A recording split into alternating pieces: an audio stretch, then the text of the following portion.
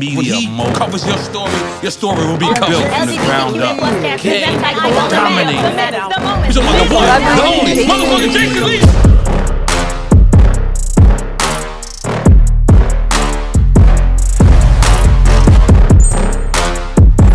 Welcome back to an all-new episode of The Jason Lee Show. Now, you know I know everybody in the industry. I know the best boxers, I know the best artists, but let me tell you something. There's only one person who has ruled reality television for almost 20 years.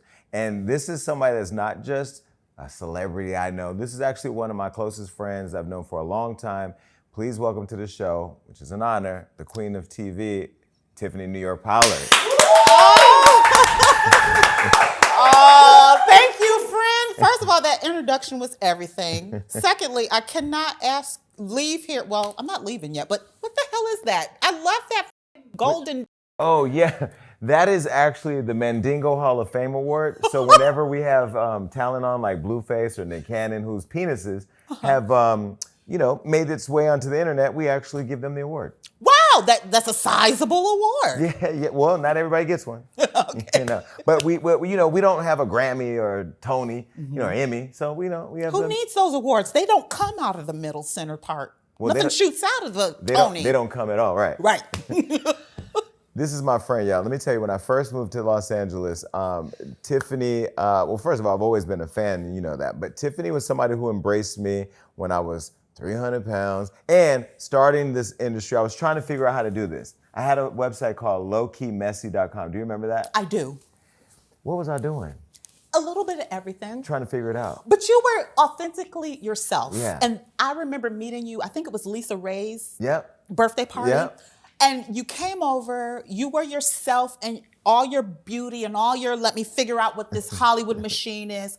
And the one thing I remember is the twinkle in your eye because you were just yourself. Yeah. Whatever that was, it was just you, and I gravitated towards you, and I knew you would do amazing things. But this is the thing. I got the privilege early on. So I'm a fan of New York, the TV personality, but then I had the privilege of getting to know you as a person. And the thing that is so crazy that people that don't get to meet you don't know is the separation is completely night and day. And so that's when I started seeing you as a person, and you being, always texting me positive thoughts, always catching the moments to make sure that I know you're watching and making sure I'm good. Like in this industry, a lot of people don't check on you, the person. Yeah. Is that just who you've always been your whole life? Well, it's not really easy to do in the industry, Jason. As you know, people think they have you pegged, they see you coming. But there's just a handful of people that I could be authentically myself with because you make me feel appreciated. If I text you, you can be on Mars. I'm gonna get a hit back from my friend Jason. Yeah. You know what I'm saying? Yeah. So I just feel like we just have this level of communication and it never ceases. And I'm sorry if I haven't been, much of a at-hand friend because sometimes I get a little caught up or sometimes I'm still dealing with a little bit of depression from losing my dog. So I kind of like pull myself to the side. And I'm not always there. So if I've ever made you feel like I haven't been there for you wholeheartedly, I apologize. I'm just working through some right now. Yeah, no, you've never been that person. And that's what I was literally, before you said that, I was thinking. I used to believe like you got to see your friends all the time. You got to hang out all the time. Oh, when we stop hanging out, we ain't friends. Yeah. When you get older and you get busy and you realize like the friendship is really about the respect and admiration and love you have for a person. It's not about how many times you can count you saw them. So I really feel like even though we haven't had the opportunity to really hang out like we used to, we keep in touch. Yeah. And it's always a positive message. Well, thank you, Jason, because right now you're playing therapist. Because when I did lose Lullaby, I found myself pulling away because that's like a struggle I'm still having. So I found this really beautiful Heidi Doss locket, which is encrusted in diamonds.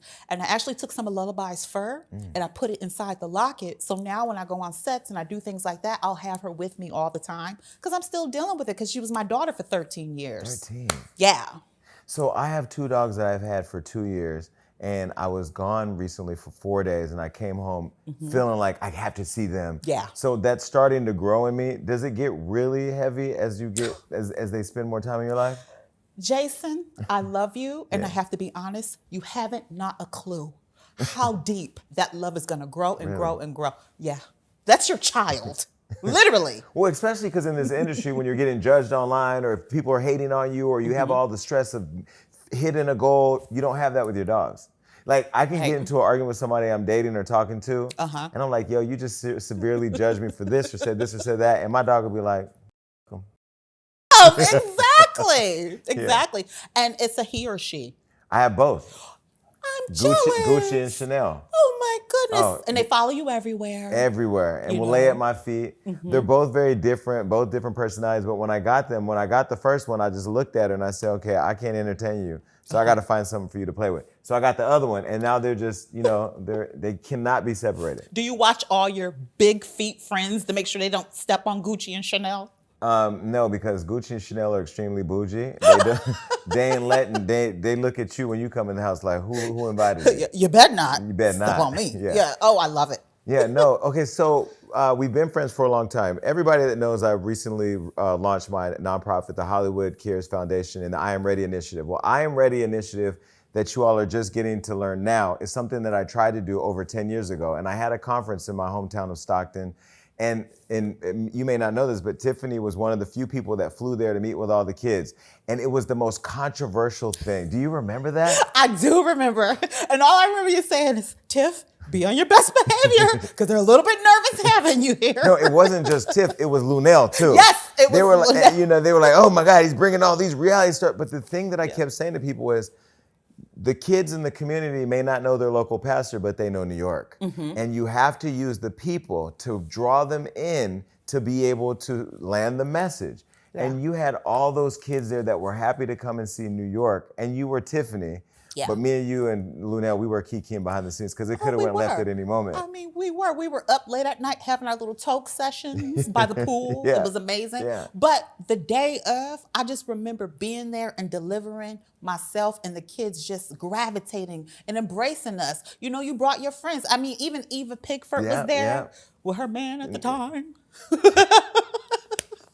Kevin McCall. It was just a fun bunch, It was. from all walks of life. And I'll never forget that day and the looks on the children's face. Yeah, but I just want to say thank you because now that I'm back and I'm in the thick of it all and I'm talking to these kids and pouring into them, I see the need now even more than I saw it then. And I will never forget that when I called you to do it, you were like, yeah, let's do it. And you've always been that friend. That's what I really want people to know. You're a real, true writer. It's never been about the industry with us. It's always been about just respect. Now, she took a damn long time to get here to the Joseline show. Now, I ain't gonna tell you. I ain't gonna switch up on her now, but damn it.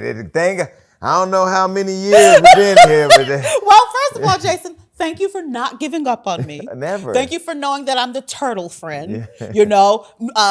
Slow motion is better than no motion, as they say. So I'm so glad to be here finally. Yes. What do you think of our set? First of all, I love your set because it says you, it's bougie, it's swank.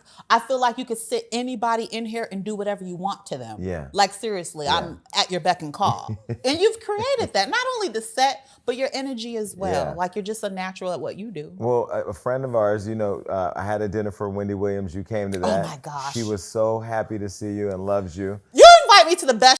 Like, let me just say that, like half the big names in Hollywood, I wouldn't even know them if I didn't know you. You know everybody. Stop acting like you're not a big name in Hollywood. Stop playing with me, okay? We're not going to even go there. But no, the reason why I designed the set this way was because after they did Wendy like that, I wanted it to be a little funky like Wendy. So it was really to pay homage to her. You and Wendy, I think, are two of the people who have the most iconic gifs and memes. You know that. Yes, I believe that too. And you know what? We love you, Wendy Williams. You are a legend. You are an icon. And she's opened up so many doors for women of color, just women in general, having a voice, saying how you feel. And did Tokyo not give me the right look when we're talking about Wendy right now? Because Wendy has great hair too. And I love that you're a friend regardless of what your friends are going through. You're just always going to be there tooth and nail for a friend. Yeah, when Wendy came into her party, because Wendy had got the star in Hollywood and I threw a party for her. When she walked in, Tiffany was one of the first people there. And when she looked over, she goes, "Is that New York?" I go, "Yeah." She goes, "Love her." And I said, "Yeah, but you both are iconic. You know you're iconic." Well, you know what it is? I'm not going to lie to you, Jason, because you're my friend. When you wake up with yourself for 42 years, you're just yourself. So sometimes that doesn't compute unless someone else is kind of like in your presence and they have to remind you. Because I'm just Tiffany Pollard that loves a good baked bean and a hot dog every once in a while. Yeah. But a girl knows how to shop. Yeah. Don't get me wrong, but I'm just myself doing me. But I love the accolades, because that's the way I know that I'm leaving some legacy. And a lot of people tell me, hey, if it wasn't for you, I couldn't do X, Y, and Z, or you helped me find my voice. And to hear younger people in particular tell me that means the world to me. Do you feel, okay, so you've been in reality TV now for 18 years. 18 years is a long time. That's a long ass time. Do you time. feel like you've been given the credit and the respect and the acknowledgement of your contribution to reality TV? Because I don't think there's ever, like, you changed it, you shaped it. Do you feel like you get the credit? I feel like I do get the credit, but I feel like at the time of the height of my success, a lot of opportunities just weren't readily available. As far as the way social media is shaped today, as far as having, certain lines of makeup or branding, that's what I'm trying to say. But sometimes in this business, just in general, the person who's kind of the trailblazer always gets the short end of the stick, but the next person that you give the baton to goes, full force with it. I get the love from the ladies in the group. I get the love from the community of the reality television, but they're making a certain amount of money that, it wasn't shaped back then. Right. The lane was just a little bit more narrow. Mm-hmm.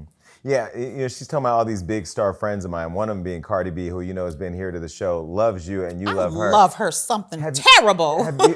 Have I introduced y'all met before? Yes, you had us. Oh my gosh, I'm Jason. trying to remember because I know that because I remember when I told her about you and you told me about her, I was in my mind saying I got to get us all in the room, and I can't remember yet if I have. You brought us together. We weren't physical, but we were on a the live app. Yes, it was so much fun. But you guys still haven't met. No, we haven't met in the human space.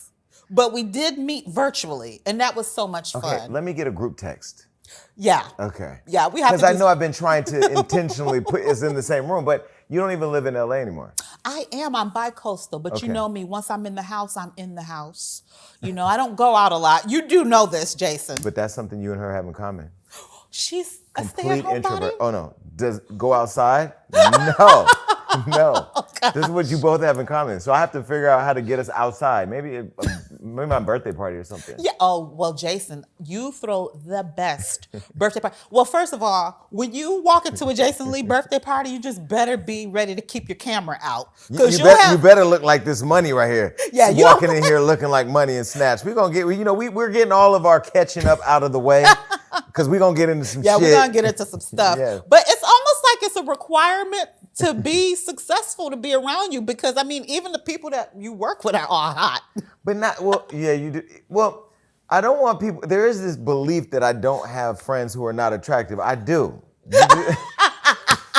That I do, not a lot of them, but they matter too. Okay, look, we got a gift real quick. We have a few gifts for you. Which is the box. Take the box from first, okay? Okay. So only because of where we are in this moment. Oh my gosh. We have we give gifts here at the Jason Lee Show. Thank you. I get to open this Yes. up. This just changed my life. Oh my goodness, St. New York. Oh my goodness. See, only you would give me this because you already know where my heart is. And listen, you love candles, but here's the deal. You don't need to blaze the trail now. You just blaze your own candle. Okay? This is so good. I love this. Thank you so much. You can put the little, you can put the candle down. Okay, we got more gifts on the way. All right, so you started reality TV in 2006 with the I Love New York show. Yes. And I know your story, how you were found, discovered, and all that, so we'll skip that. Did you really want him, though, or was that acting? At the time, I was single, Jason, and had I not been single, I would not have been able to do the show. Okay. So no, I wasn't faking. I was just a single young lady from upstate New York, and I did want to meet somebody and fall in love. And when you saw that it was going to be Flavor, did you say, okay? I was still all in. You were open. As long as a man knows how to make my head feel good, my eyes can stay closed. I'm not one of those that need you to like measure up and just be gorgeous from head to toe. You know, he's got the gift of gab. 12-inch penis. Can I do this? Yes. You know I'm engaged now. Really? Mm-hmm. Why wasn't I invited to an engagement party? Jason! Interview about to go left. There wasn't an engagement Put party. a pin in that. We're coming back to that shit. See how she just talked about how I was a close friend, how she loves me, how we don't catch up all the time, how, you know, motherfucker gotta what? And I haven't approved yet? Oh, we're gonna roll it back. Okay. Is the penis really 12 inches? Oh. Jason, when you get engaged and it's You real. can't talk about it? Yeah, Okay. he doesn't deserve. Would he be worthy of a Mandingo Hall of Fame award? Should he come on the show? He would be the sponsor of the Mandingo Hall of Fame award. And that's all I'm gonna say. Okay, I'm gonna respect it because we're gonna get to this unlawful, unannounced, and unapproved Not unlawful. Oh my God. engagement that is transpired by my good friend. See how we just, oh, I can't wait till this plays back. How close, how much we love each other. We even help the kids. Are you pregnant? No. Okay, well, at least I didn't miss that part. I hope I'm not. Okay. Oh goodness. Not well, you know what, Jason? It's weird because let me hush. We're gonna get to that. Okay. When the girl said that she looked like Beyonce on the show. Oh. Did you know what Beyonce looked like at the time? Yes. Okay, and so you knew immediately she was lying. I knew she was lying. She did not have the correct eye shape. She did not have the right torso. She just was not Beyonceing. And I had to let her know that, no, sweetie, you're Delulu. How can you turn this on like this and that? Like, you know, because your Sasha Fierce is what you just almost gave. How did you, was that always who you were when you went into that? When you bring me to those moments, Jason, New York is always going to be And you're there. always ready. Yeah. Okay. One of the scenes that you guys have seen that's the most iconic ever in life that I'm mad I missed because she invited me to the set and I was there, but I left early, was when she looked Claudia Jordan in the face and Claudia said, wait, are you crying? Because I don't see any tears. And you said, bitch, it's an inner cry. Where did that come from? Because me and my friend Rob, who's in, we have watched that 1,000 times. When I'm on the spot like that, Jason, all eyes are on me and I can't let a bitch press me and press me all the way down. I have to rise. And that's just where it comes from. I don't know what I'm going to say. It just morphs and it just spews out. So, yeah. It was funny because, you know, all the people around you, Karamo, who's successful talk show host now, Laura Govan and everybody, Benzino, they were like, here she goes. They knew that you were about to show up. And I love it because don't you notice that when you have a known personality and then they know that you know how to turn it on and that it could be a lot and it's so unpredictable that you feel the energy of people being like on edge, right? On edge. And that's also what makes it so hard when I walk into these houses and stuff. People don't want to see me coming. You think they pull out the red welcome mat for me? No, it's like, oh, damn, here she is. I don't want to talk to her. I don't want to talk to it. You know, it's just afraid.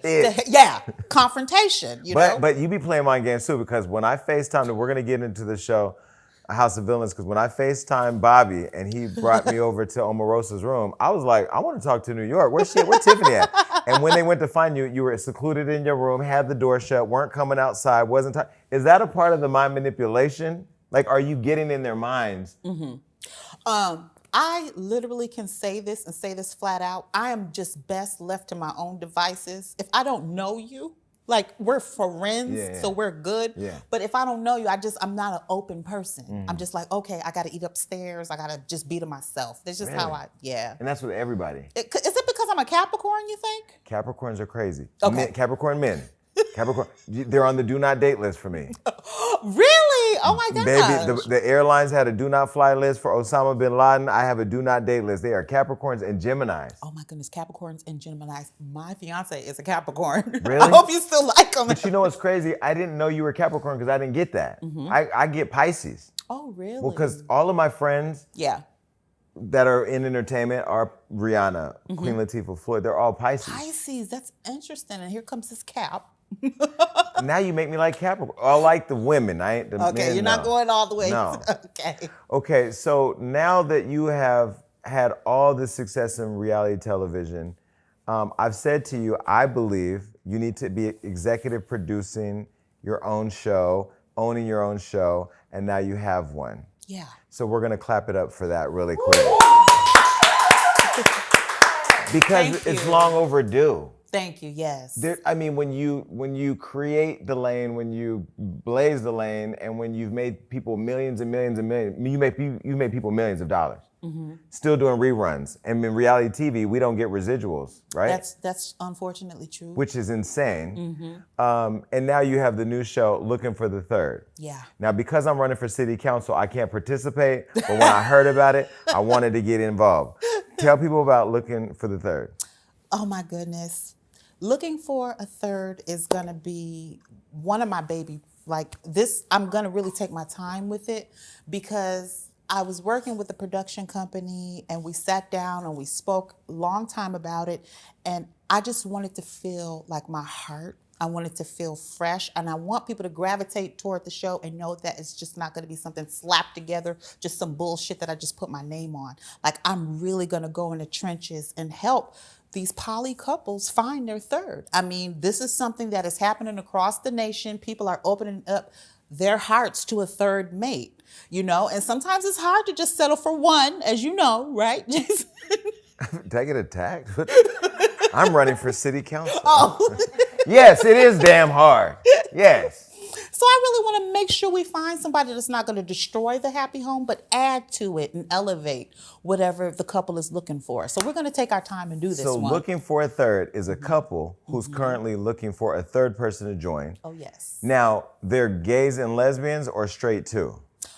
Well, this season we definitely want to focus on the queer community because I feel like sometimes, you know, they get a little bit overlooked when it comes down to it. And we don't want it to feel like, oh, well, they're just looking for a threesome. No, this is like a serious relationship with the bonding and stuff. So that's why we want to make sure we focus on the queer community and not make it look like, oh, we're just there to just have sex. Mm-hmm. Because a lot of queer friends talk to me about that, and that's not the look we're going for. And I think a lot of people think when you want a third person that it's all just about sex. Yeah. You know, I did the whole relationship where I was super territorial over the one person and consumed with all that.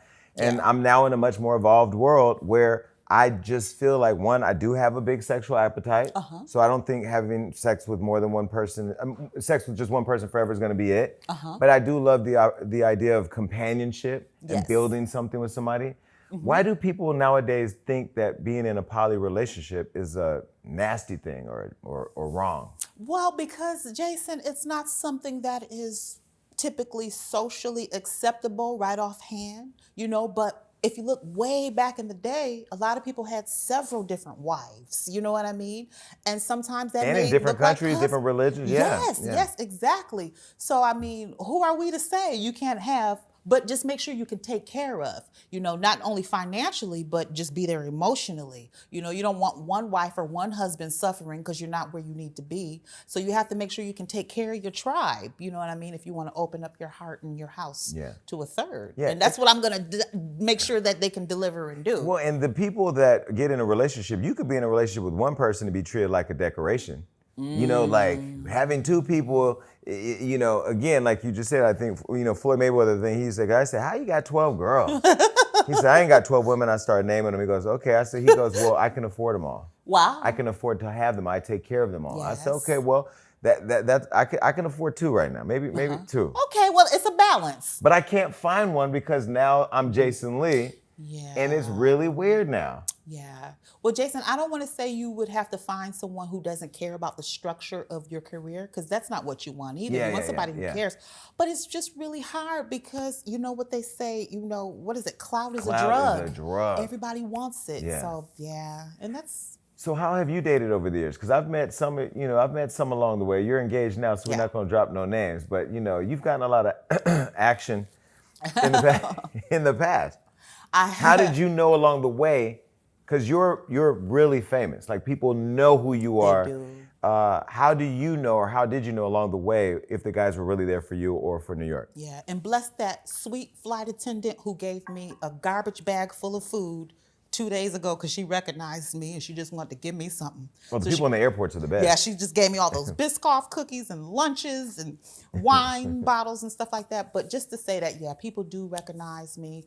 But the man that I'm with, he sees me. He does not, I can't say he doesn't care about what I do, but that's all secondary. When it's me, it's like, is she okay? Is she good? You don't have to do another job if you don't want to. As long as you want to do this, I'll support you. But when you want to tap out, that's fine too. And I need that. How did you know when he met you that he was meeting you or he knew who you were? Yeah, he knew who I was. Okay. Now he's white. I got a job to do. Stop playing with me. No, because you're white famous. I mean. Well, are you a little bit clairvoyant? Yeah. I mean, I wasn't invited to the engagement, so come on, Jesus, give it to me. Okay, so he's white. Yes. Is this your first interracial relationship? No, actually, I was taught to love, and that's love without color. So I've had white relationships. I've even been with an Asian man. Like I just love abroad, and it just cycles through that way. So I wouldn't care if my man was black or white, as long as that love is just what we're growing on. I was just taught to love that way. And you're queer.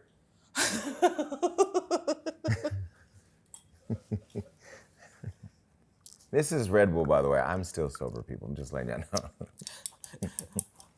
Only the best at the Joseline show. Let's fill her up. Fill her up.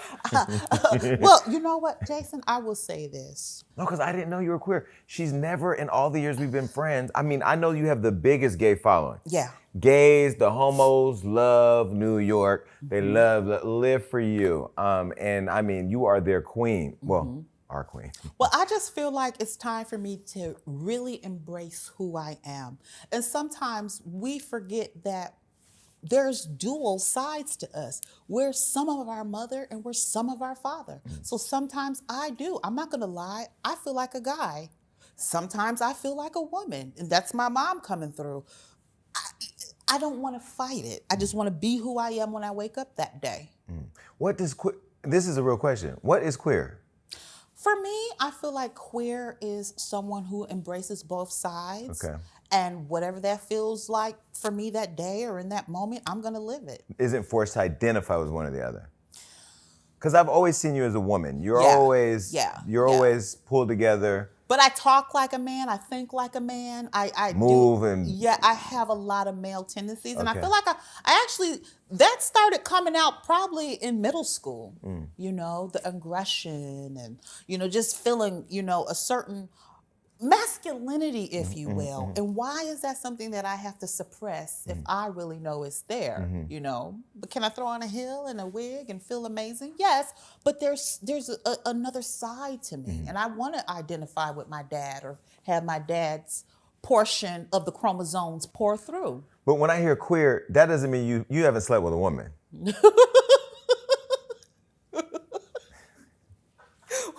This is what you get to do when it's your friend. What do you think? See how you can throw it back? Only because we're friends. I mean, I haven't seen you with a woman, but now maybe that day where you felt a little masculine, you went and pulled one. Well, I mean, I have lived a very, very broad life. I've never been afraid to do anything that I wanted to do. Your body, your choice. I've seen it all. I've been it all. And, I'm good at it all. Real good at it. We can give her a round of applause for that. Shit, we applaud doing it all, okay, over here at the Jason Lee Show. Okay, so looking for a third. You're with this rich, we haven't even established he's rich, huh? Well, that's what I heard. I've been digging. Got his fiancé out here looking like $1 million today. Some Jewish men know how to squeeze $1. I mean, okay? Some of my expenses is like, babe, really? You need that? But that's smart, though. That's how you get to have so much money. So I'm learning, A splurge is good, but you don't have to splurge all the time to where you're like, okay, you know what I mean? Yeah. So there's a nice balance. But is he like me? No. He's opposite. He's way more practical than I am, Jason. But that's the balance. Yeah, right? and I'm learning how to appreciate that. So you're teaching him how to, he's going to teach you how to make a bag. You're going to show him how to blow the bag. All the time. I love that, Jason. Oh, you make me fit into my relationship. I mean, hey. Thank you. I get to blow the bag. Blow the bag. Okay, so how did you meet and how did you know, or did you know when you met him, like, okay, this could be the one? Because people say love at first sight is a thing, and I don't know if I believe in that yet. It definitely wasn't love at first sight because you can't do that in our positions. We have to be very cautious about how we move. So I would just say there was a friendship that developed, that blossomed, and then a man, if he wants someone, he's going to pursue. I mean, he's going to call, he's going to reach out, and then you're just going to give in. And then that give in was just one of the best things I ever did for myself. I could literally be with this person for the rest of my life and be okay. Really? Yeah. When you can take me without my package on, because I'm a Build-A-Bear. You know what I mean? I don't wake up like this. So when you can take all that, yeah, I am. I have never heard anybody in life define themselves as a build. What is wrong with you? He loves me down. That man sees my heart. He doesn't care about anything other than his Tiffany when I'm around. And even when I'm not around, you know, he just texted me the other day. He said, babe, I miss you just when you're in the other room. You know, I never had that level. And real quick. I ain't never had nobody say no shit like that. This is really going to take you out. I had a little tiny procedure done really quick a couple of days ago in the hospital. And he goes, doctor, she's in pain. Can I cross over and hold her hand while she's going through this? Then the doctor kind of smirked like, wow, you're really babying her. But he said, yeah, you can hold her hand. But that's just the kind of love he has for me. I'm like his baby. And was that the energy he came with immediately, or did it grow over time? You know what's so funny with him and fascinating with him is that he makes it feel stronger. And I've always had love kind of get a little bit less and less. But with him, he's like, the longer we go, the more he's intensifying with the love. That's amazing. Yeah, he treats me better than he did in the beginning. It just keeps growing. And so when I was talking to somebody recently, we started off in therapy. Okay. Because I'm in therapy. And I'm like, right out the gate, I want to know where this is going to go. And they were very open to it. Have you all done therapy together? And is that even a part of your thing? Like, where you'd want to do therapy with a partner or? I'm so glad you brought that up, Jason, because my soulmate is very, very, very opinionated about therapy as it being a good thing. Because sometimes I feel like in our community, we feel like we have to have it together and go, stop all that, suck it up, look at you, you're good. People would kill to be who you are. No, sometimes you need a total stranger to talk to and unpack some shit. So I'm actually gonna get into therapy in a month from now. I have a good one. Do you really? You'll love them. I'm referring them to everybody. I'll tell you off That's camera. That's so good. No, because I can't talk to what's your problem? Okay. I need to talk to what's up? How you doing today? Oh wow. But what it did was it disarmed me from coming in, because I came in very guarded, like we ain't going there. I ain't got mama daddy issues. Ain't gonna talk about my brother. Nope. And over time, like your relationship, how it's just evolving now. The relationship is evolved now to where we log in and we're going straight to the issue. Yeah. And you need to talk to somebody that's gonna let you just get it out without judgment. And yeah. So I love that therapy now is something that you can't even, it's refreshing to talk about instead of being taboo. Or ashamed. Yes, and I think what happened is the pandemic allowed people to be opened up more about saying, hey, I'm not okay. Yeah. We lived through something big here. So now that is more of a positive side to what happened with us as a nation. Because now we can talk, hey, my mental is off today. I need to sit down and have therapy. So are you and your fiance ever going to look for a third? This man, either he's a great liar or he's really not into porn. I can't even get him to check out another woman. Really? Like he just is into you. So into me. Well, sometimes I feel like I want to test him. But the thing is, he goes, well, here's my password to my phones and my Facebooks and my, yes. Oh, bro, he's a Capricorn. You are ruining it for everybody. At this point, every woman right now is pausing this show and going straight to her man like, give me your phone. Well, you know what what I think too is that he's a little bit older than me, so he doesn't really have energy for another. How old is he? I want to say he just turned 58. Okay, but that's not. I mean, 42, 58. It's not too bad. Well, for him, he's you know what? He said, Tiffany, I don't like complication. So if I'm with you, I'm with you. You know, I don't like a lot of mess in my life. So he's not messy. So he just wants one woman. Now, are you okay, do you want kids? I'll take a couple of more fur babies. But not children that you can't put in a crate or carry on a plane. I go back and forth about that egg drop statement. You know, I don't feel like I need my eggs cracked at this point. Yeah. I feel like I don't know, Jason. I don't know. I don't know how to answer that. Yeah, I'm in that place too. Because Yeah. you kind of want to. Yeah. But then you don't. It's gonna be real when those kids are No, it's here. real. Yeah. Because they're gonna be right there while you're doing an interview. And all your responsibility, Jason. And you can't just leave it at a kennel or where you put the dogs. You can't. You know, I think about that. But Yeah. that's good that we think about that because a lot of people that don't are the reason why we have high foster care rates, why we have kids who are out here That's true. illiterate, not finding their way. So, yeah. I feel like the pressure is a little bit more on me, obviously, Jason, because you can make babies forever. Yep. But then here I am. What you gonna do, girl? What you gonna do? But you could also adopt. Would you ever adopt? Oh my gosh, that's You'd me. be a cool mom. That's me. That's what I really want to do. Get you a Mercedes minivan, throw Yeah. them kids in the back. All that good stuff. Yeah. Because I honestly, I don't know if my body could take that taxing. Yeah. I really don't. I mean, a lot of people don't talk about how dangerous it is in childbirth. Mm-hmm. And specifically, my man even told me women of color don't even receive the proper amount of treatment. I don't want to get too preachy, but my man is into politics and stuff too. Yeah, so yeah, he yeah. really, downloads me on a lot of things that I don't know. So just, the C-section and a lot of women go And then out. postpartum is real.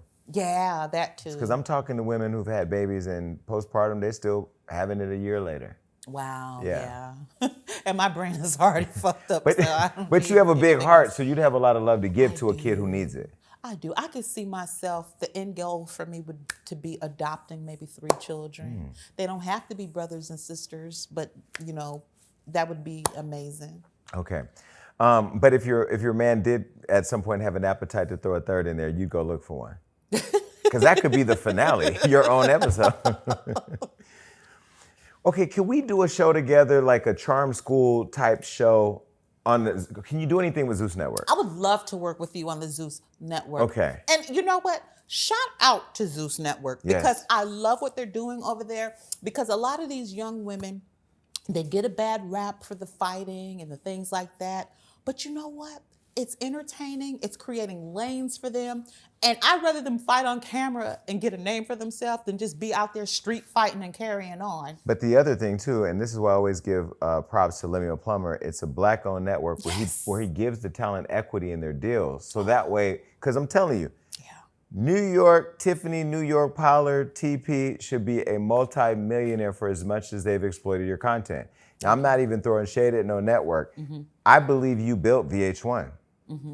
I mean, you can say whatever you want in the comments, and I know you have active fan pages today who will ride for you. You say something crazy about Tiffany, because sometimes my team will post a throwback or a meme, and they'll be like, "Wait, hold on, Jason." I'm like, "What? First of all, that's love. We hold her down over here." But in many ways, you built VH1, and I just feel like because you did the show over there where you were interviewing people over the brunch. What was that series called? Yeah, Brunch with Tiffany. Brunch with Tiffany. We went with New York to work. We have all these shows that still live on to these days, and between you and Paris Hilton, reality TV wouldn't even have found its way. And so it's not just about giving you your flowers, but what I love about the Zeus Network, and you can say what you want about the content, he does make sure that his talent is taken care of. Absolutely. So now he needs to give us a deal.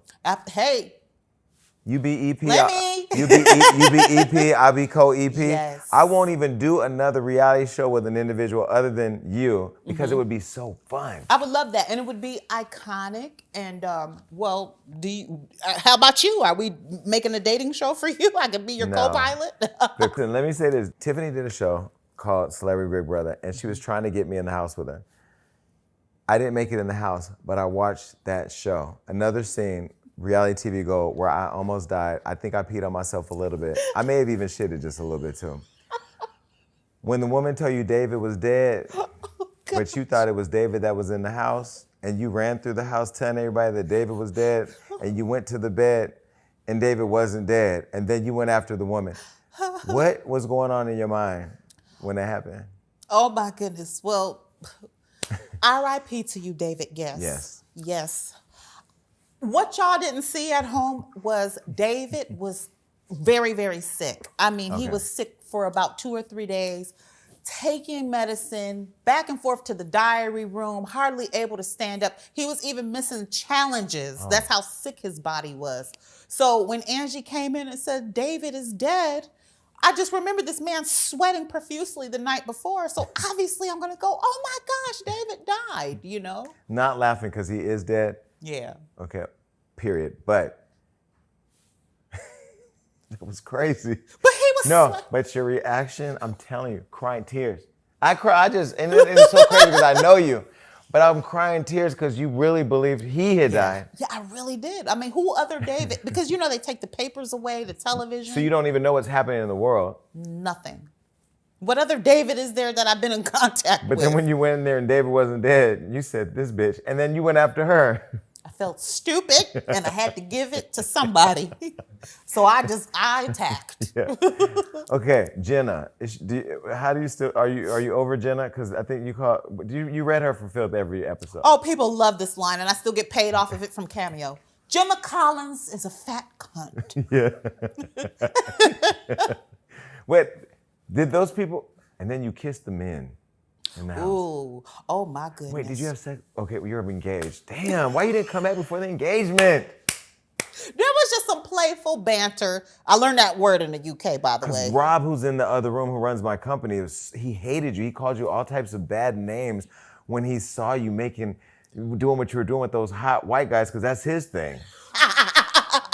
He wanted to switch places with you real quick. Did he really? No, because you turned it up every episode though. But you know, you got to steal the camera. You do. You have to work your moments in. But then again, you have to make it feel authentic and make it not come across as, oh, you're just trying to get airtime. But yeah, them boys was asking for my lips.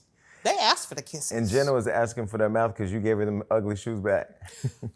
Yeah, and had stones busted out of them, and she wanted to take them back. I'm like, girl, here, have these shoes. I'll get a pair. Well, they was some Dolces or something. Yeah, I'm not gonna, she's engaged, so y'all got to go back and watch it on YouTube. There's a bathroom moment. The confessionals. What does your mom think about? Because your mother is a star too. Where is she even at these days? Mom is in my corner like she never left because she is literally my biggest support as far as just saying, Tiff, are you good? Are you okay? And you know, she's always ready to get down and do some stuff as well. She has such an amazing concept that she's ready to get shooting and filming, and I'm excited for her to do her thing because you know Sister Patterson is going to serve up the truth. She's going to be herself, and she's going to let you have it.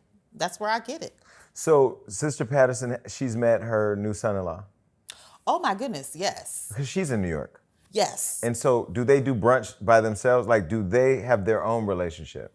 I think that my guy is the kind of guy to where, you know, how everything is like a group activity. That's just how it's built as far as like, you know, when I'm with his family or when he's with mine. We're just like this, Siamese cats. So I'm always with him and he's always interlocked with me. He has kids? No. He doesn't. Okay, so you don't have to be stepmom. Nope. His family's white and you're Tiffany. How did they embrace? No, he's Jewish. Yeah. That's different than white. Mm-hmm. How did they embrace you? There was no period of trial. There was no type of, okay, does she check all the boxes? I think that they love their son so much is if I make him happy, they're good. Oh, that's great. It was never low, you know, let me check her out or this or that. They embrace who I am and they support and they watch and they're just amazing. Hey, Gary. Hey, Joni.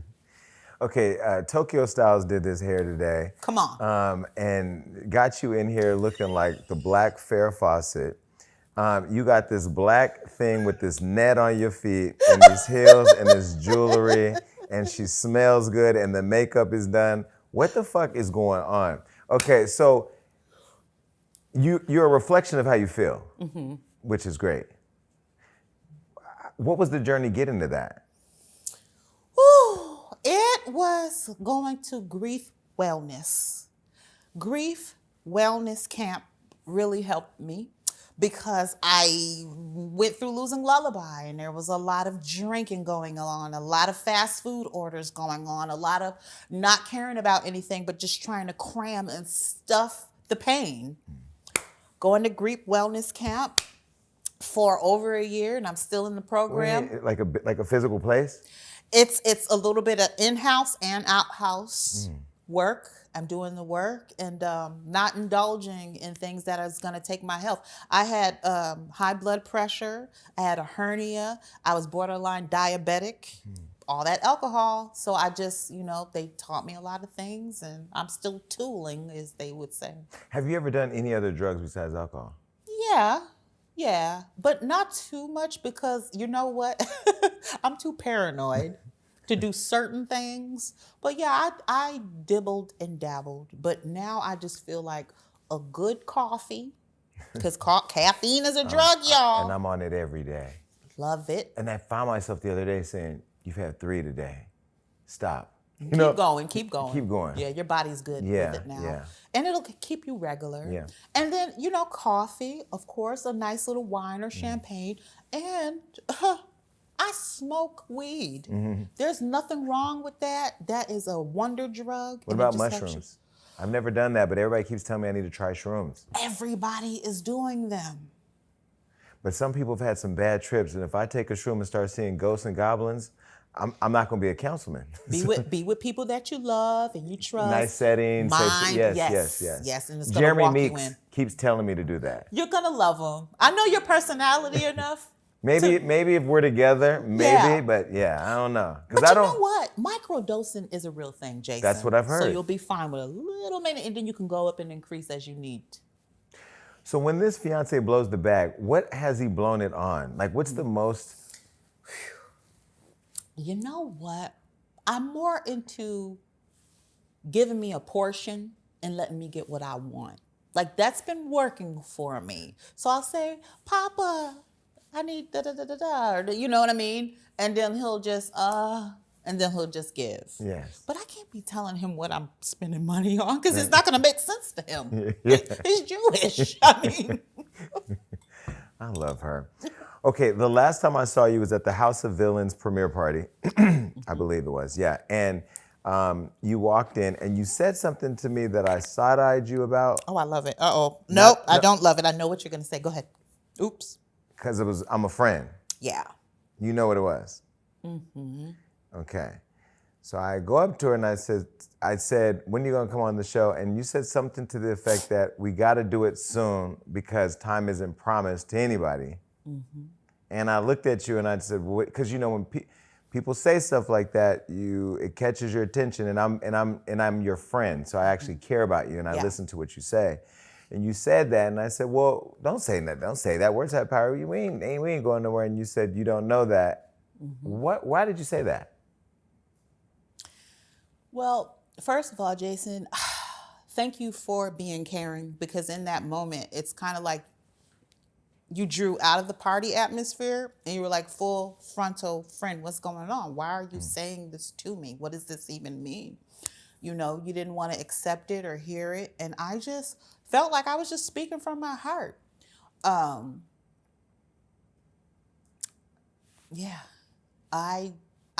don't, it just came out that way.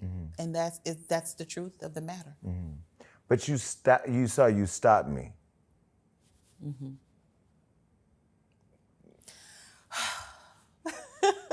Yeah, I'm okay. I am working on my health. I'm taking everything one day at a time. And I feel very blessed, and I'm feeling covered, and I have guardian angels. Did something happen that you haven't shared that you may not want to share or want to share? Because I don't think there's been a time in a long time that I've had a real connection to a person that even with the midst of a party going on, friends drinking, music, security, this and that everything stopped.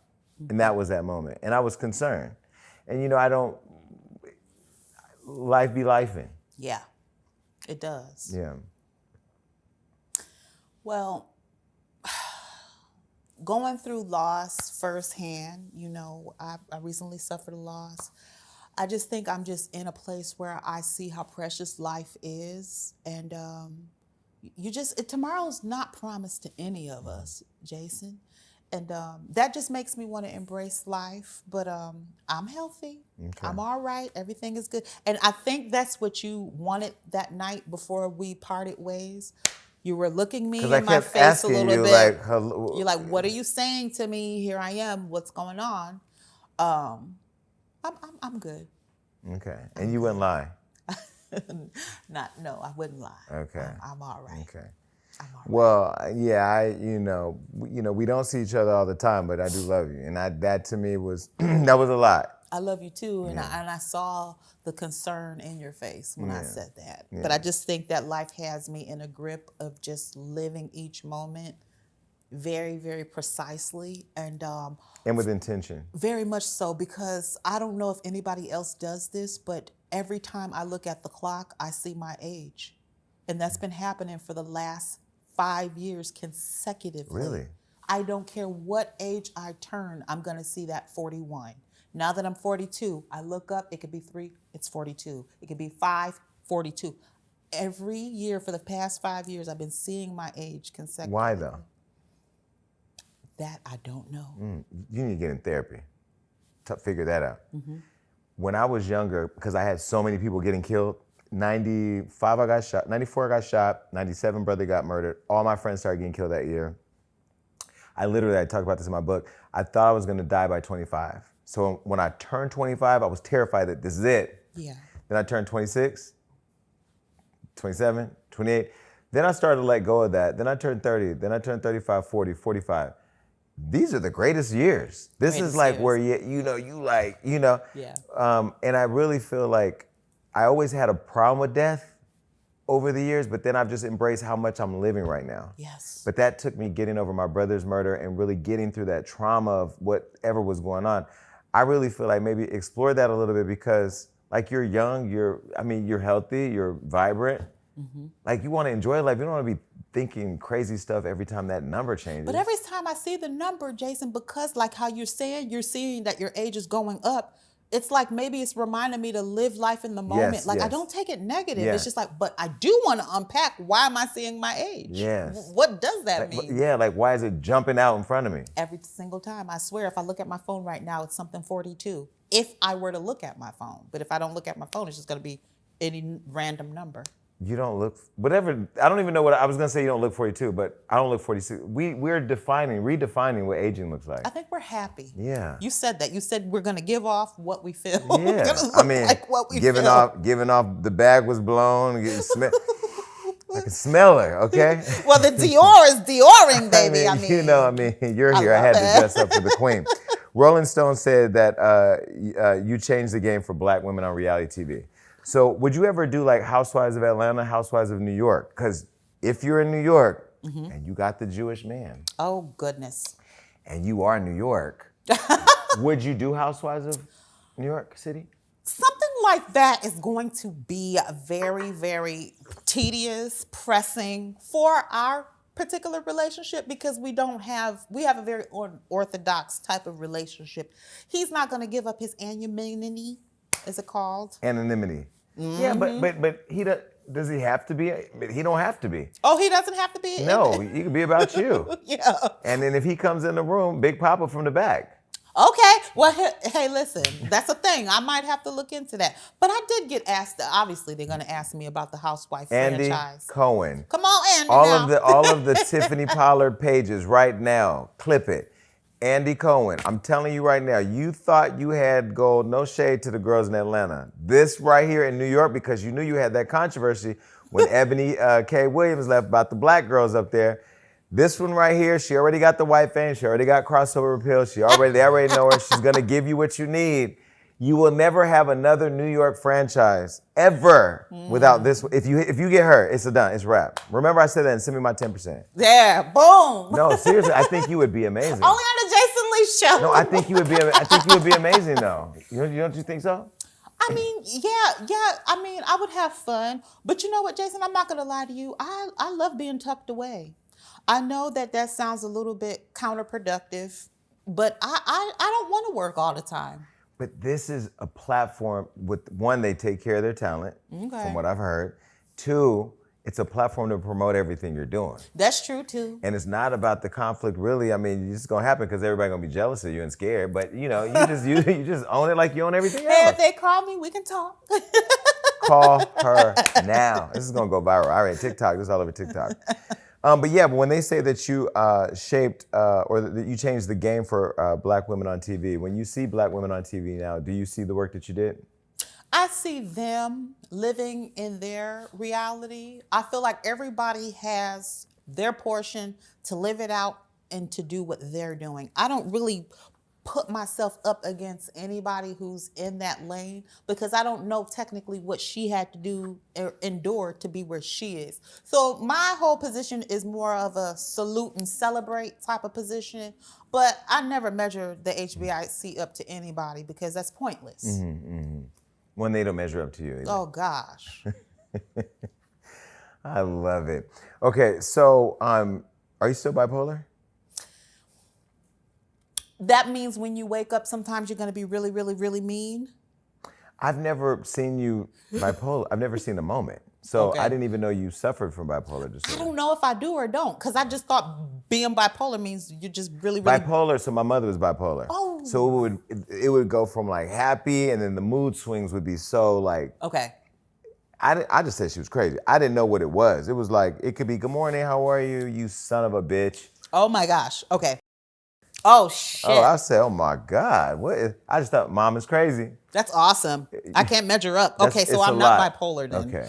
I just can be really, really bitchy for no reason for a little bit, and then I'll go, oh man, I'm so sorry. I was really But mean. that could be it though. It just may not can. be manic. It may not be bad, you know? Okay. Oh. Yeah. I've never seen you like that though. Maybe I have a sprinkle of bipolar. Listen, I'm hard to deal with when you're dating me, Jason. Okay, You never okay. dated me. Okay. Oh gosh. But to the people you love, you're always sweet.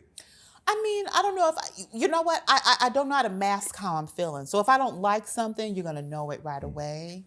So I've never seen, I don't know. Maybe, Really, maybe Jason? you just like me more than all these other motherfuckers. that could be it, Jason. It probably- That's what's going on. And this has been our relationship before I had a talk show. So let's just be very clear.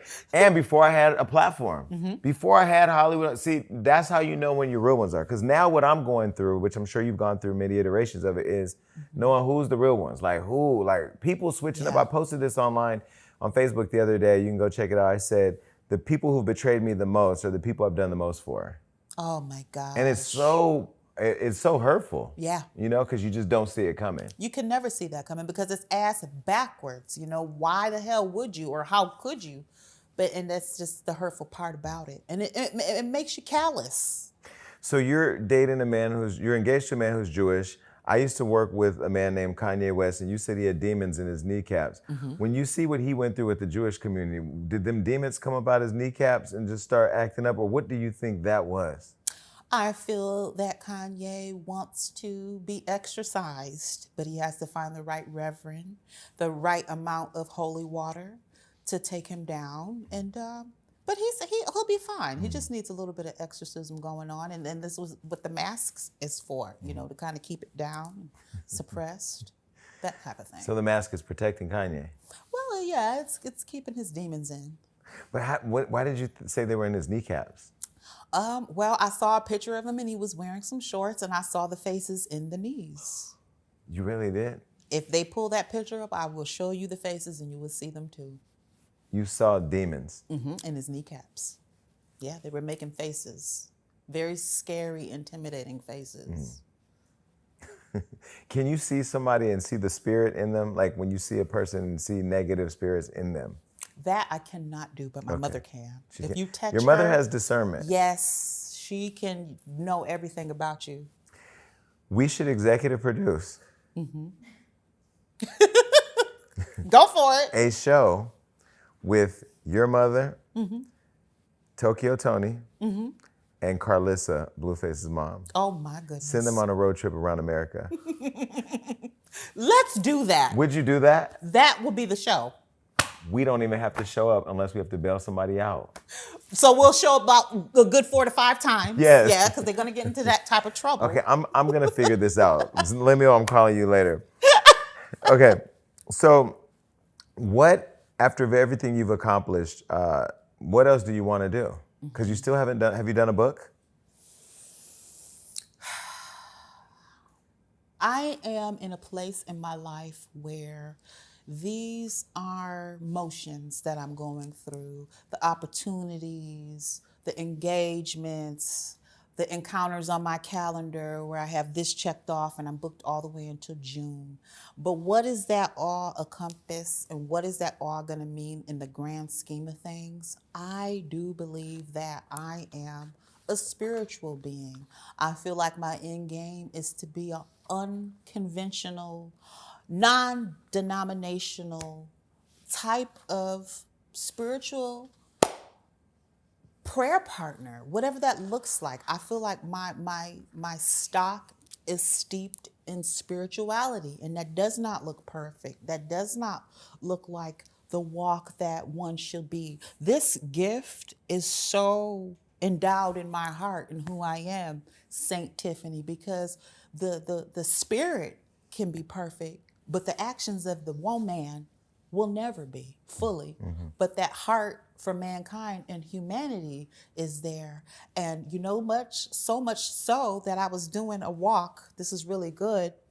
And the spirit dropped in me and said, the HBIC, the head bitch in charge, it actually stands for her belief in Christ, his belief in Christ, human belief in Christ. So I'm just really going through a spiritual transformation right now. So is HBIC going to go from head bitch in charge to the her belief in Christ? Yeah. His belief in Christ? Yeah. Human belief in Christ? Yeah. Hush. Just believe in Christ. Honey! I think we're on a journey, Jason. And I'm here for it. Is your mother a pastor? My mother is definitely not going to take on any titles, but she is very, very spiritual, and she doesn't take on any titles. Do you want to be a pastor? I feel like I want to be someone that can lead people and just embrace the human spirit, soul, and body, what we were born. Yeah, without title. Because sometimes, you know, I'm not going to say names, but they slam a lot of men that are reverends and pastors for not having a perfect walk. But if somebody's going to hell for sinning, then we're all going to hell for sinning. So when people think HBIC and her belief in Christ, would you write a book or tell a story or do something to show the people that the HBIC does have this belief in Christ and is more than what you may have thought? Yes, I will. Because at this point in my life, I owe it to my God to go deeper. I don't want to just settle for the cheaper, the what's expected of me, the what I see her doing or what she should be, when I know that there's so much more there, where I know that I'm unworthy and still having these great fellowships and communication with him, and he's in my corner, and he's the reason why I'm still sitting here today, and that 5 minutes of fame shit doesn't work. Because once he opens up a door, that's no man's able to close it. Amen. So I'm sitting here and I have full strength, and I want to give in a way where it's not preachy.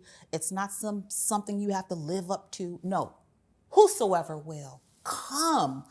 My grandmother used to say, the Lord wants the biggest and the baddest sinner in the room. Mm-hmm. That's who he loves. Mm-hmm. He has no respecter of person. He just said, taste and see that I am good. And you can come. Are you preaching in here right now? It's happening. You know what I said when they try to put me in a box? My God is a box cutter. They looking at me crazy. Ooh, that's a bar! No, for real, because we all have flaws. But those of us with the flaws are the greatest example because we're showing them in spite of all of it, you can rise to be whatever you want. From the streets to city council. Yes, okay, Jason. amen? Yes, amen. His belief in Christ. Won't he do it? And that's the thing. I love the fact that you and we use that judgment to our advantage. Yeah. Because if we can do it, damn it, Yeah. that's saying hello. And when I feel it, I don't know about you, but doesn't it make you want to go harder? It does. Like, really? It does. Yeah. I mean, that pressure is going to make that diamond. Yeah. You know, it's a little bit scary. It's like, oh, this is, weird turbulence, but it's good. And what you should know is it's not about you. It's that drive to prove to ourselves we're better and we're stronger and we can do it. Yes. House of Villains. You're in the house with all these people. None of them, in my opinion, and this is no shade to the ones I know, and they all know this too, competed with, the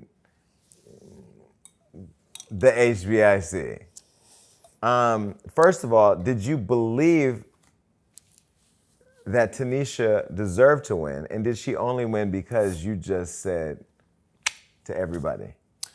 I feel like being in that house is not an easy experience. It wasn't easy for you? Hell no. Every last one of them wanted me gone. From the beginning, right? From the very beginning. Yeah. And if you sucked up and been friends with people, then it's like, okay, you're not being yourself. You just want to stay. Yeah. We're going to get you out of here. So I was doomed from the beginning. Yeah. So for her to last and make it to the finals and to win, I ain't gonna lie, she deserved to because they wanted me gone immediately and they did not give a shit. My own roommate voted for me. With the white girl? Yeah. But that was when you were kind of protecting, right? That's my girl. And she even it just shows you my odds and chances in that house. Yeah, but because when you walked in, they know. You know this. This is your thing, you know. And I love you, Korean girl, even though you voted me out. But that's just what I was dealing with. Did you know Omarosa wanted you out when she saw you? No, and that was what was so strange and interesting to me because, she was like, hey, girl, we got to protect each other and this and that and that and this. And then to hear I didn't have her vote. But you let your guard down and believed Omarosa? I didn't believe her fully, and that's why I had to have a heavy artillery ready for her. So did you have that ready just in case? You knew. Did you develop that line? Because if you haven't seen the show, which you have, because we posted on Hollywood Unlocked, we put the clip that went viral. You read her for filth at the elimination. Mm-hmm. Did you have that one in the clip? That's Omarosa. She will try a bitch. You better understand I have my gun fully loaded, just in case. Yeah. Boom, boom, boom, boom, boom. You have to have it. Yeah. But she's a legend in her own right. She is. We're not going, what I'm saying? But her face when you let off the clip, even she was surprised. She was like, because in the House of Villains, when you go up on the block, you basically, are you supposed to say something to make them not want to vote you away? And that's where I fucked up at. And that's where production was like, you just basically told the house that, and I didn't realize it. Because I'm thinking I'm defending myself and showing them how strong I am and you want to keep me around. And I'm talking about how I'm going to take them all out.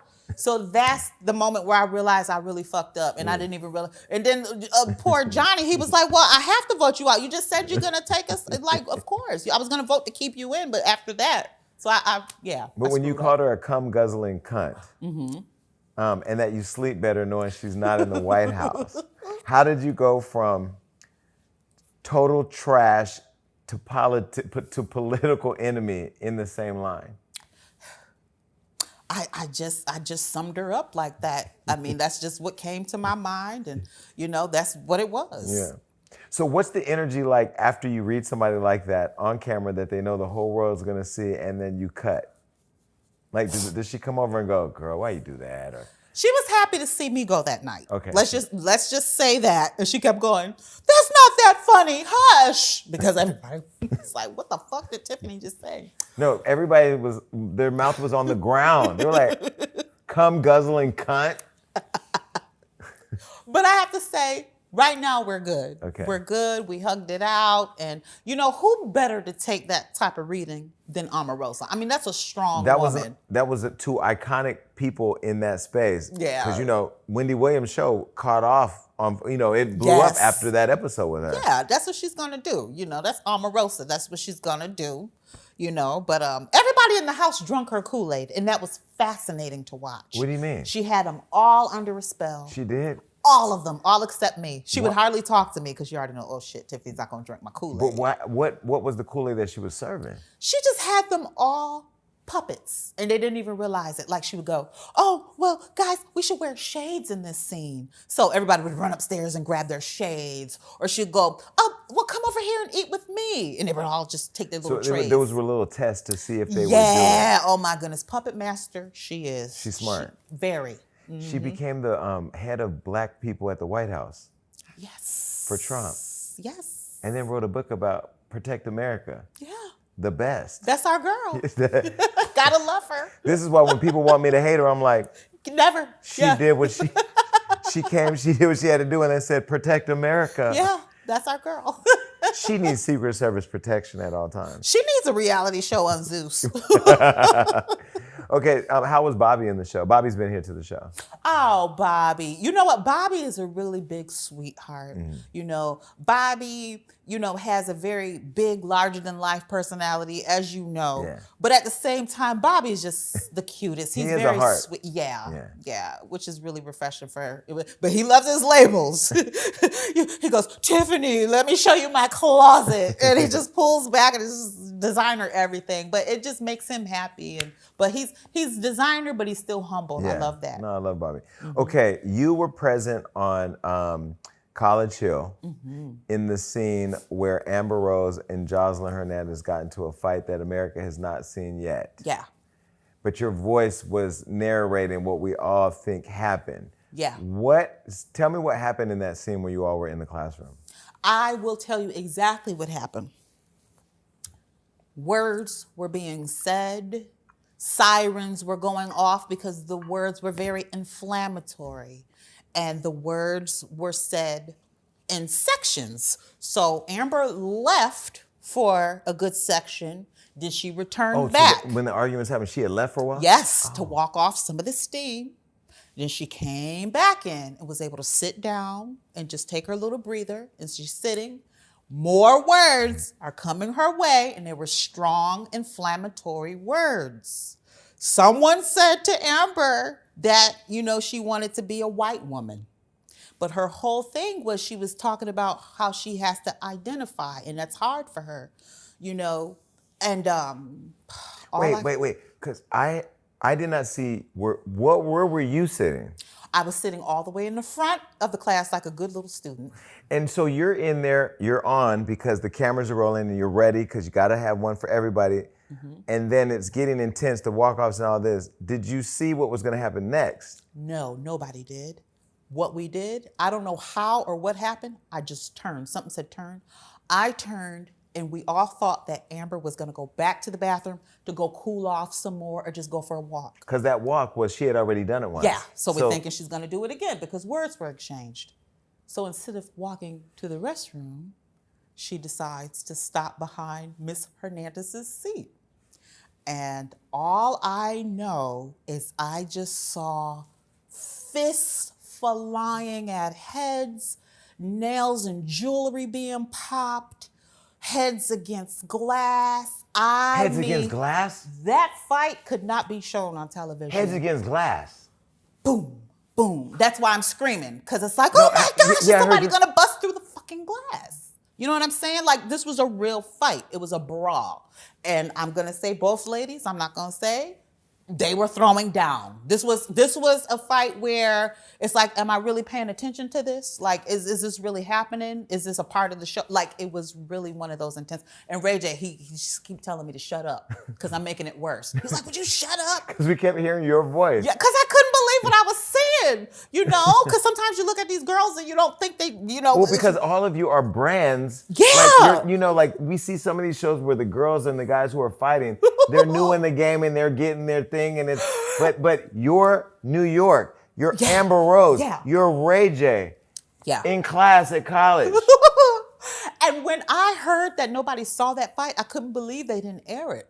Because I've dug. I've gone everywhere, and they said we have destroyed that clip. It was some footage for your ass. Where was it? Y'all didn't have security? Yeah, well, I mean, Jason, like how you just described it, you're thinking your brands, this is not going to happen. It's college. Yeah, and one was doodling in her book, and then you just come and there's this fist just flying, and then she's up defending herself, and nails are popping, and you can hear boop against the glass. Like, it was just a big-ass fight. It was traumatizing. Who won? Well, some of the boys were getting turned on. Really? Yeah. Who? Ahmad. He was like, oh, this is great. This is going to be, the While biggest it's happening? Like 5 minutes after the girls are finished and they're all in the bus, he's like, oh, yeah, this is going to be a great episode. He's like, I'm like, what? He loved it. This is not Love and Hip Hop. This is not the baddies. This is College Hill. Yeah, but you know what? I have to say that happened, but both women were okay afterwards. Like, that's one thing about it. There were medic present. Medic? Yeah, well, just to make sure everybody was good, everybody wanted to come back to school, and we wanted them to come back to school. One thing about it is we wanted both young ladies to get the opportunity to graduate because they were working hard. But then they get suspended or evicted, or they weren't able to continue on and graduate. And I think that's what was so much disheartening for all of us, because we wanted to graduate as a class. The show's about people who didn't go to college or didn't finish college, right? To come back and finish college, and they got kicked out of college again. Ain't that something? Well, I know I got my degree. Did you? And I rock it like I really Let's give it up for her degree. Yes, she got the degree. Jesus. That show pays well, too. College Hill, yes. Look at BET dropping the bag. And I was and Tracy Edmonds is a beautiful woman, inside and out. It was a pleasure working with her. Very, very solid. You saw she recently got a separation from her man, Deion Sanders. Did you see that? Oh my God. Did you see it? Well, wasn't she just at his bedside? She was very supportive of him, and then she announced that they separated, and then the rumor is that he cheated on her. I'm like, sorry as to successful hear as she that. is, and she's beautiful. Yes. It just goes to show that if a man is going to be a man, he going to be a man. Yeah. It had nothing to do with a woman. Absolutely nothing to do with that beautiful woman. Yeah. Okay, so now we have more gifts. Wow. Okay, let's start with, let's get that bag right there. I can have this yes, bag. Let's start with that bag. Ooh, it feels soft. Ooh, it's my favorite color.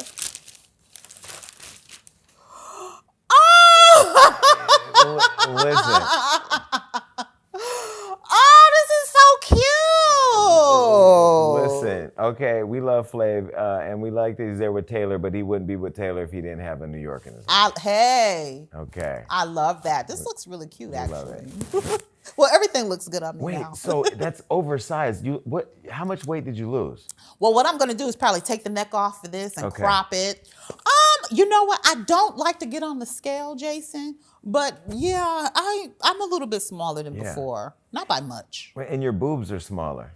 Well, I'm definitely wearing a padded situation because they're smaller than this. Right. But yeah. But at one point, Dolly Parton inspired you to just blow it up. Yeah, and that's the 20s and the 30s. But you know what? I love where my boobs are. Did you take them down?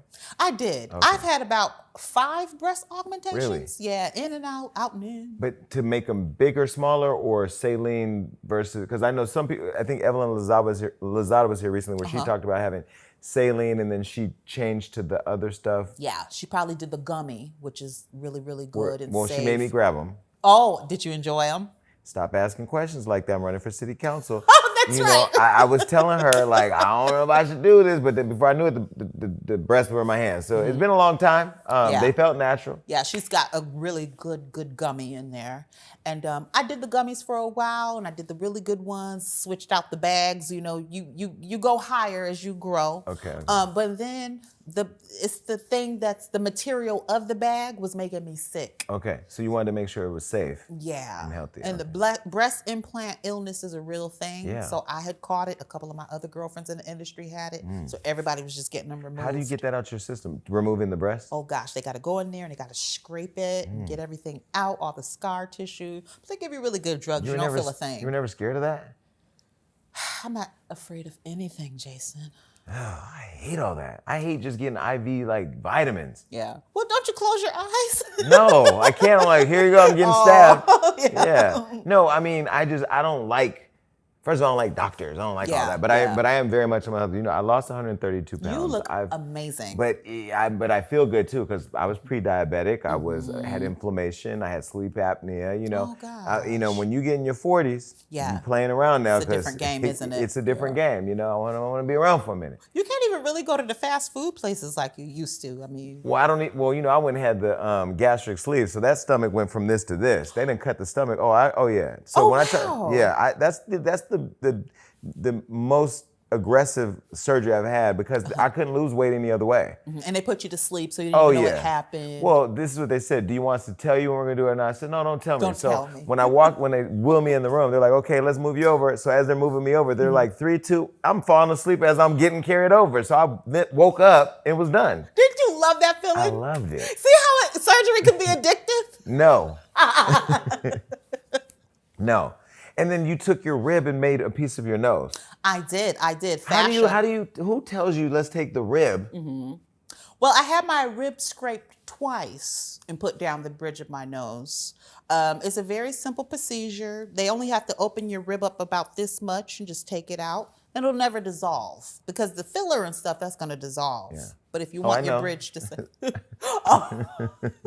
I'm very open. Botox filler, I do a very, yes. You want to put a little rib down the center? Or a little? I don't know if I need, you know, my mama gave me that Italian thing. Well, you're good at the nose. You're. No, but I think one of my nostrils, when I take pictures sometimes like this, they're like, why his nostril ain't the same size? No! Like, don't be nostril shaming me. Yeah, exactly, because my nostrils are definitely not equal. You look great. You don't need anything else. No, I don't. You're done. I don't. I am so done. Yeah. Remember when they said you bleached your skin? Why? Did that hurt your feelings? No, because what they have to understand is that when you, and I don't know if you know this because you're just fair skinned, but when you change your diet, or lighting, like this lighting is blowing me out a little bit, so it does make you look different. And I was a lot darker when I used to smoke 2 packs of cigarettes. I don't know what kind of chemicals they put in cigarettes, but it's like when I stopped smoking cigarettes, my skin went back to how it used to be when I was like 7 and 8 years old, which was a little bit lighter. But no, that's basically, I think what you put in your body can kind of deliver out. But it didn't hurt your feelings? People are going to talk about you one way or the other, good or bad. You can't let that stuff bother you. You really can't. So you being on TV for almost 20 years and you being now, because you were on TV pre-social media.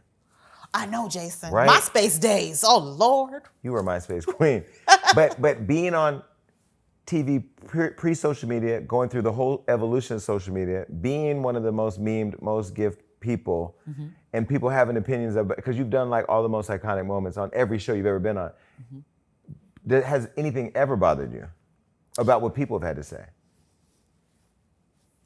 I've learned to not pay attention to my comment section because what it does is a disservice to my fan base, because you can get 500 really good ones and then you get 2. And that one negative one. Yeah. You and Cardi need to get in this group chat.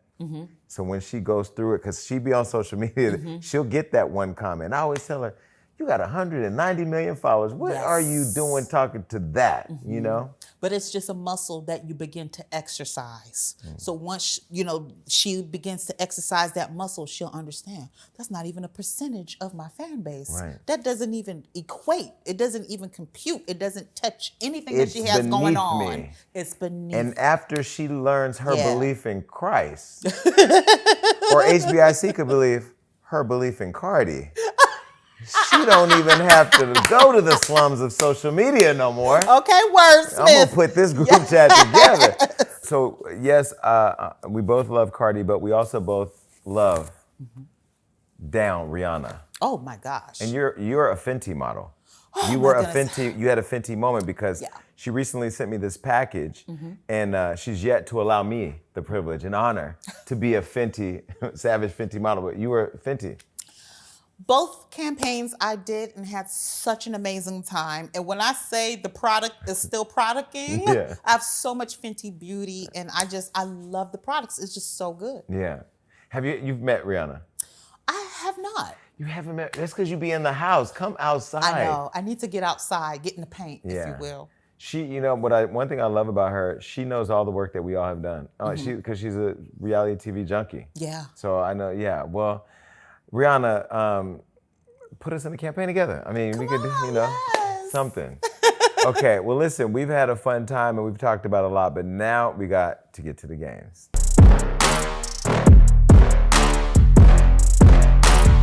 All right, here at the Jason Lee Show, Tiffany, we like to get into our cappuccino, as Kevin Hart would say, but then we got to get to the games. And the games sometimes can be teased. The first game we're going to play with you is called Name Drop. Okay. Now, this is a game. It's really simple. I'm going to say somebody's name. Okay. And they're going to appear on the screen. And you just say the first thing that comes to mind. It could be a funny story. It could be a memory. It could be some shade. It could be whatever you think about. There's no wrong answer, okay? Okay. All right, ready? Yes. The first person is Cat Williams. Oh my goodness. That hair is really good on Cat. I just don't understand what his problem is with men wanting to wear dresses. I mean, it's the funniest thing ever. Flip Wilson wore dresses. Uncle Milton Burrow wore dresses. Tyler Perry. Men are funny in dresses, Kat. Like, why is that a bad way to bring home the bag? I just don't get it. But I know that you've showed him a lot of love. You said he was one of your favorite comedians of all time. He is. He's a legend. He's a genius. I just want him to get over the dress thing. Put one on, Kat. I mean, it would change your perspective. Could you imagine Medea and Kat goes to church or something? I mean, look, we laughing already. Yeah. Yeah. Or maybe not a dress, maybe a mini skirt. No, that's no. Okay. No, but you know what? Funny story. One year, I was gonna dress up like Medea for Halloween. Bought all the materials and everything. Mm-hmm. Went to put the dress on, just couldn't do it. Oh. Yeah. We have to remind Kat. I wanted to say Richard Pryor wore a dress. Well, they said Richard Pryor was. Oh. Okay, let's move right along. Speaking of our friend. T.S. Madison. Maddie! Friend to the show, Grammy Award, Emmy Award winning T.S. Madison. She is a queen and she's amazing, stunning, beautiful on the inside and out. And when I met her, I told her right there on the spot, I said, you are going to soar and do amazing things. She just radiates light wherever she goes, and she's going to be uberly successful at any and everything she does. And she's a real girl's girl. I just love her to pieces. Yeah, she was here not too long ago. What I really love is that in spite of all the people trying to hate on her and trying to stop her, they love her. She's just going and going and going. But that's when God has something for you, it's for you. It's for you. Oh, she's so good. All right, we love you, Maddie. All right, here's another person, Flo Milli. Hey, that's my girl. You know, she is just such an amazing young girl. I love what she does. I love that she's in her own lane and her own creativity. And when she reached out to me to be on the opening, I was like, girl, yes, of course. She's very beautiful. Her skin is skinning. Yeah, she's a gorgeous girl. I mean, I love Flo Milli. Do you like when you're still young in the game, but so iconic that the people who are coming in the game now give you your flowers and want you to be a part of what they're doing? Yes, her, Lotto reached out too. And I mean, that feels so good. Okay, let's move on to the next one. Pumpkin. Bye, pumpkin. Fuck you, bitch. And your breath still probably smells like shit. What is she carrying? What the hell is that? I don't know. Maybe it was her to-go bag. I don't know what that is. Oh, she's a barf bag.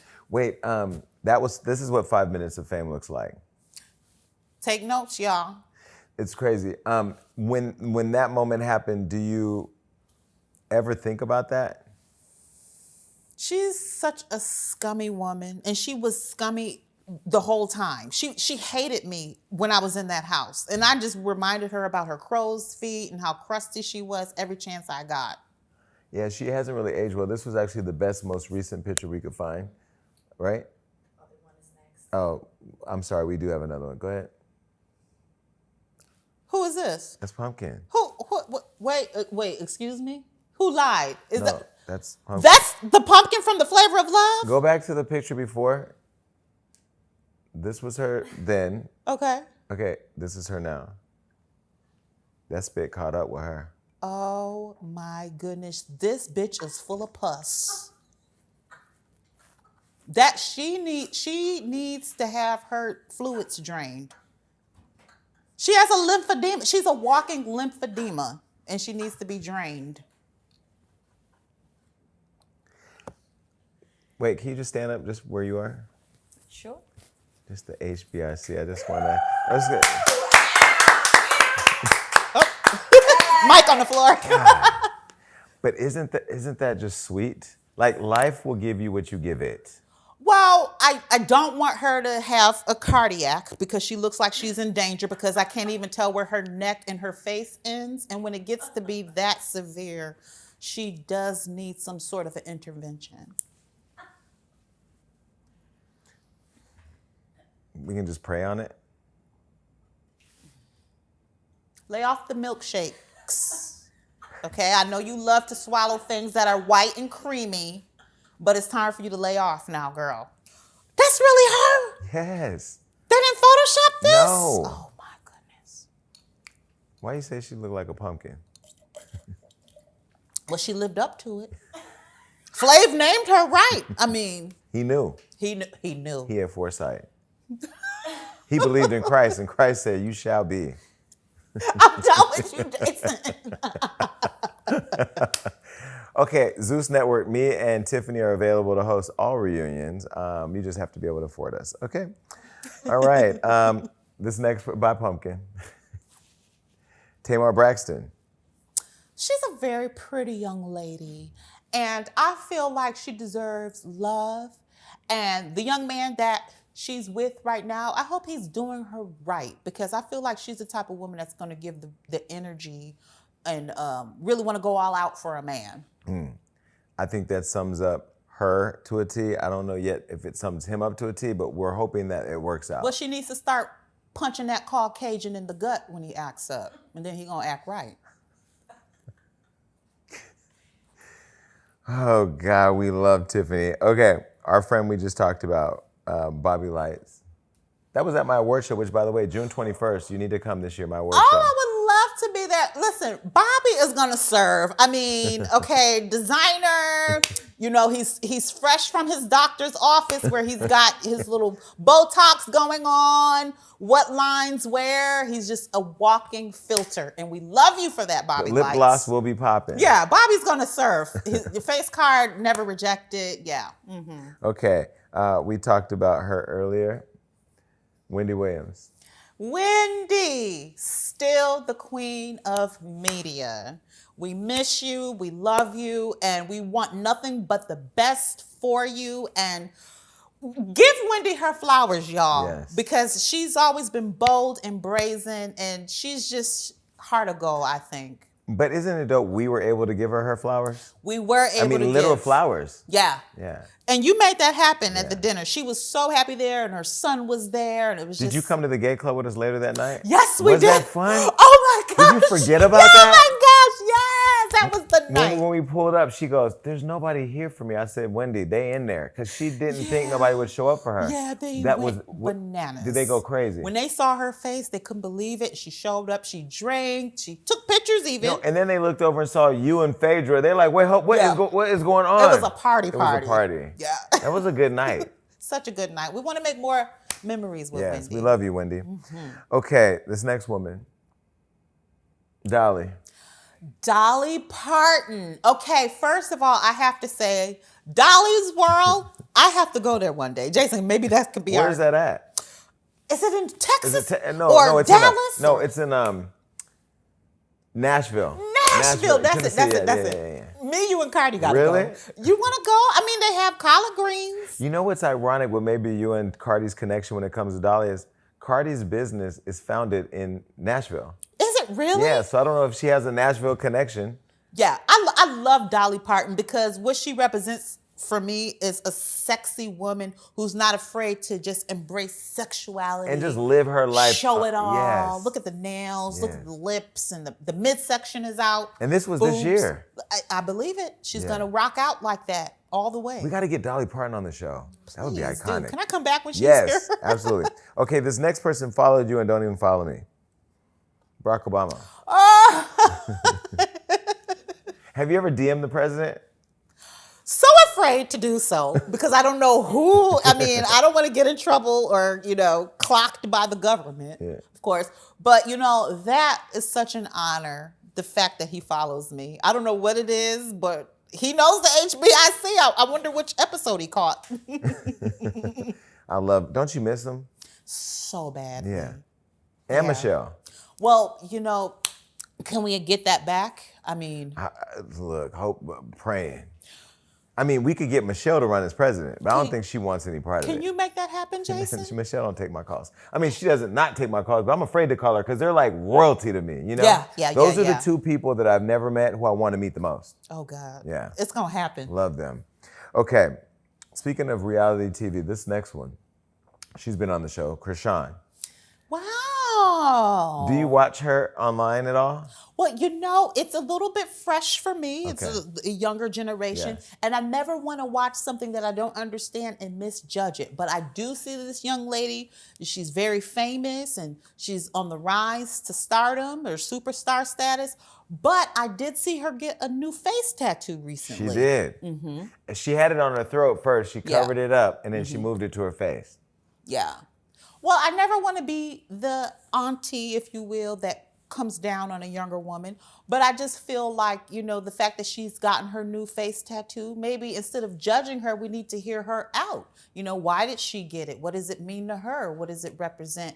And maybe she loves her man blue face that deeply that she wants him to walk into the door and see his face immediately on her face. It says a lot to get They say your partner should be a reflection of you, so maybe if you just look at her face, there you go. Hey, man, that could be it, but yeah. Yeah. I love Krishan. She's a pretty girl. Very pretty girl. Tattoo faces, though. It can't go. You can replace it, but what you going to put there now? A rose? Well, you know what? They make such a heavy, what is it? The foundation today. Yeah. She can go in and out of it when she wants to. You know what I mean? Blueface got that Mandingo Hall of Fame award. That's what did it.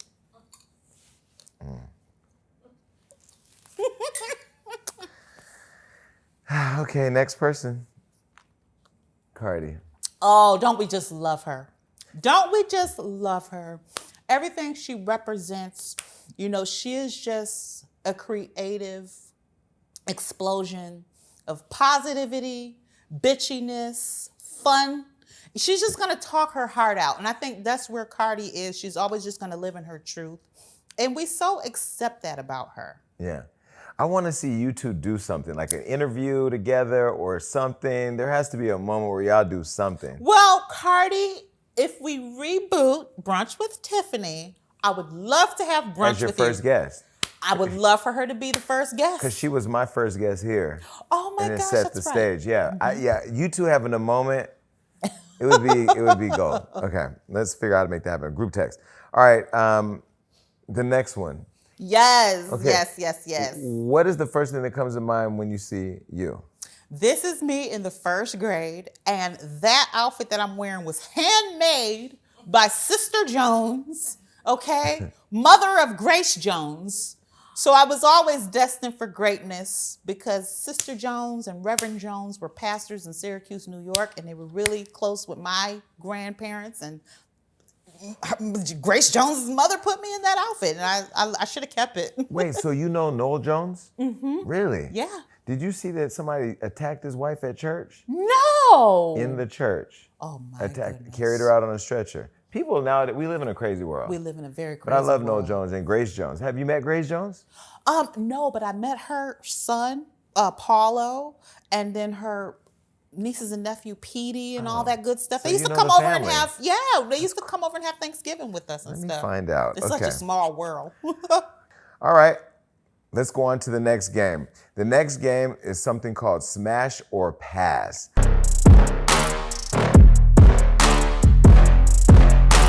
It's really simple. I'm gonna put a picture up and you're gonna say whether you would smash or you can just pass. Oh gosh, I wanna have fun with this. Okay, now let's be clear. We're doing this for fun. Yeah. This is a woman on her way to be married, although her friends closest to her were not aware. And she will do a better job in the future when the baby's on the way, or if she decides to adopt or get other dogs to at least put us in a group text, okay? All right. This first person is, we talked about him, head of a network, and, he's been a little mixy. Lemuel Plummer. Ooh. So does the smash mean actually go all the way, or it means, oh, well, that's a nice looking gentleman? I'll give you that only because you're engaged. Okay. Okay. Very sharp, very dapper, you know. He just exudes somebody that you would want to be next to for a little bit of time. For a little bit of time. We got to say a lot of bit of time these days. Well, he's not going to have that kind of time to spend with you, you know. So you got got all to the make baddies. 1 hour. 1 hour with him is like 4 days. Yeah. Plus, he's managing a busy bunch man, of baddies yeah. already for his work. I mean, the show. He Yeah. he has a lot going on. Next person. Hot, hot, hot. Amber Rose. Oh, well, that's an easy. Yeah, this was a picture from us. Well, I'm not in there, but we went to the Grammys last year, I think, together. Yeah, but she's hot. I love Mother. She's fun, she's exciting, and she'll fight a bitch. Yeah, but she'll hold you down for real. Oh, yeah. Okay, next person.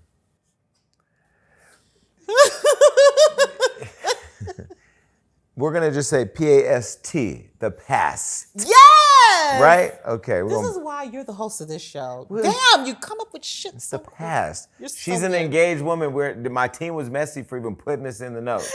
Okay, next person. Club Shay Shay. Oh, after that Cat Williams interview, and this is just, you know, I have to say, so good. So good. He's doing really good over there, right? Yeah. Yeah. He got it, you know, you set the stage, Shay Shay. Now your toe is in the mesh. You got to keep on going because it's going to get good for you. All right. This next person was on the last show with you. Johnny Bananas. Oh, are you kidding me? Did he kiss Bobby in the show? Well, he wanted to do a lot more with Bobby. And Bobby said, this is why Bananas keep provoking me, because he wants me. He said, I get this all the time from men like him. So he was really, really coming on to Bobby a lot of the time. I'm going to say allegedly for legal purposes, but wait, he wanted to do something? Well, yeah, I mean, because Bobby was very upset one day, and he came to my room and he said, Bananas threw me in the pool. And I said, what? What are you talking about? And he was like, well, that's because he wants me. He's like, I'm used to this behavior from men like him. He keeps flirting around, and he's getting more horny and aggressive, and he wants to be with me. Sexually? Oh, yes, for sure, 100%. Wait, but is Johnny bi or gay? Well, when I came back into the house, he couldn't wait to tell me how they dressed him up in drag. I saw that. And I asked him, I said, well, what cup size were you? And he said, oh, I went fully for the double Ds. So he was proud of that? Yeah, he loved it. I mean, I think he likes to have fun stretching his banana both ends. He'll do whatever he needs to do. Speaking of bananas, Dennis Graham.